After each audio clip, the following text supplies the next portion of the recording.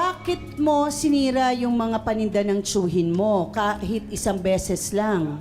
Masama po kasi yung ugali niyan, madam, nung ano po. Katulad ng... Nang ano po, pag malasing siya po. ano nangyayari? Parang hindi po nakikilala na kamag-anak niya po ako, ganyan. Sinungaling yan, ma'am. Ginakarati niya po ako. Parang ganun. Sinungaling yan. Sinungaling po yan, ma'am. Bakit ka may galit sa tsuhin mo? Kasi po- O lumaki ka ba sa kanya? Hindi po. Ano po, nung binata po ako, doon ako tumira sa kanila. Okay. Tapos po, pag wala magandang paitogo nila pag may trabaho ako. Okay. Pag wala po akong trabaho, parang ano po sila, yung galit lagi sa akin, ganyan. Ako lagi kinokontra. Pero sinasaktan ka ba ni... Pag nalasing po siya, ang sakit po masakit magsalita. Ganon.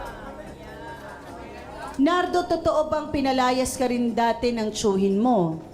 Opo, pinalayas niya po ako. Hindi po, ma'am. Siya naglayas, ma'am. Siya lang. Pinalayas niya po ako kasi kaya tumira na lang po ako doon sa kapitbahay namin, kay Lanunoy.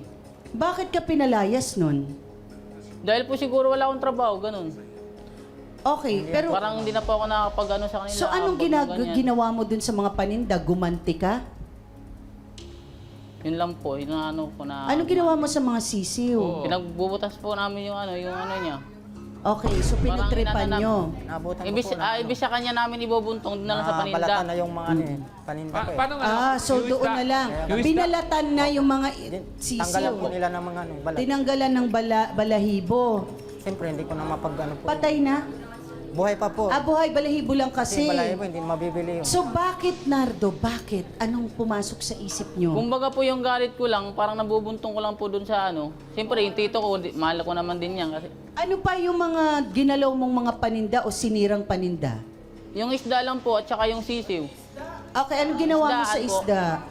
Binubutasan nga po namin yung plastic. Plastic. Plastic. Nakabalot po yun, may tubig Oo, eh. may oxygen yun may tubig yun. Oo, medyo... Ibebenta na po sana nila yun.